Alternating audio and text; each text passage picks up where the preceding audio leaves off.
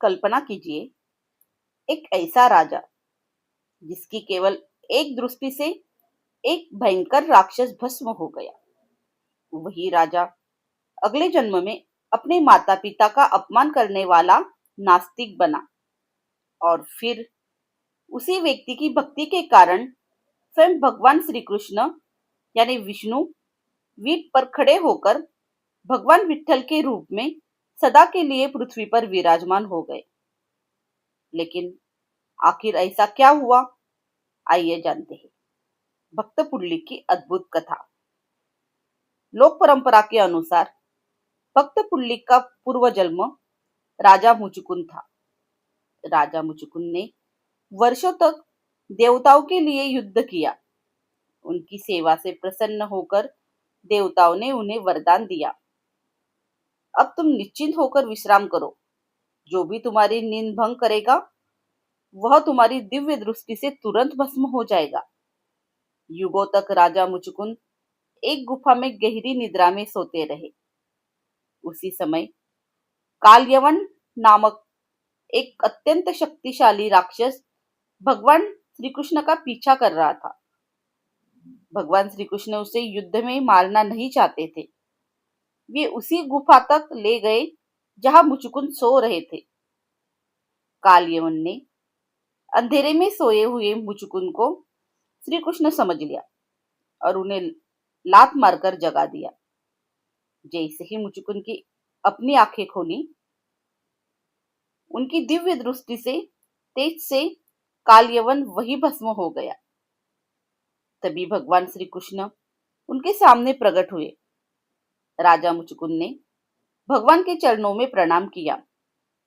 लोक परंपरा के अनुसार भगवान श्री कृष्ण ने कहा, हे मुचुकुंद, अगले जन्म में तुम पुंडलिक के रूप में जन्म लोगे। तुम्हारी भक्ति के कारण मैं स्वयं पृथ्वी पर सदैव विराजमान रहूंगा। समय बीतता गया। मुचुकुंद ने पुंडलिक के रूप में जन्म लिया। बचपन में वह संस्कारी और बुद्धिमान था, लेकिन युवावस्था में वह बुरी संगति में पड़ गया। धीरे धीरे उसके मन से भगवान, धर्म और संस्कार समाप्त हो गए। वह अपने माता पिता का अपमान करने लगा, उन्हें कठोर वचन सुनाने लगा, उन्हें बोझ समझने लगा। उसके जीवन में केवल अहंकार था, भक्ति नहीं। एक दिन पुंडलिक अपनी पत्नी के साथ काशी यात्रा पर निकल पड़ा। वृद्ध माता पिता को भी साथ ले गया, लेकिन उनकी सेवा करने के लिए नहीं, उन्हें अपना बोझ उठाने के लिए लेकर गया। रास्ते में वह एक आश्रम में रुका। सुबह उसने एक अद्भुत दृश्य देखा। 3 दिव्य स्त्रियां मैले वस्त्र पहनकर आश्रम में आई। उन्होंने आश्रम की सेवा की और जब बाहर निकली तो उनके वस्त्र फिर से दिव्य, उज्जवल और स्वच्छ हो चुके थे। पुंडलिक ने पूछा, आप कौन हो? उन्होंने उत्तर दिया, हम गंगा, यमुना और सरस्वती हैं। लोगों के पापों के कारण हम मलिन हो जाती है, लेकिन जब हम ऐसे आश्रम की सेवा करते हैं जहां माता पिता की सेवा हो, तो हम फिर से पवित्र हो जाती है। यह सुनते ही पुंडलिक का हृदय कांप उठा। उसे अपनी गलती का एहसास हुआ। उसकी आंखों से आंसू बहने लगे। उसी क्षण उसने अपना जीवन बदलने का संकल्प लिया। पुंडलिक ने काशी की यात्रा छोड़ दी। वह अपने माता पिता को लेकर घर लौटा। अब उसका जीवन पूरी तरह बदल चुका था। वह दिन रात अपनी माता पिता की सेवा करने लगा था। उन्हें भोजन कराना, उनके चरण दबाना, उनकी हर इच्छा पूरी करना, यही उसकी पूजा बन गई थी। उनके लिए माता पिता ही भगवान थे। पुंडलिक की निष्काम सेवा से प्रसन्न होकर भगवान विष्णु और माता रुक्मिणी उसे दर्शन देने आए। उस समय पुंडलिक अपने माता पिता के चरण दबा रहा था। उसने भगवान को देखा, लेकिन सेवा बीच में नहीं छोड़ी।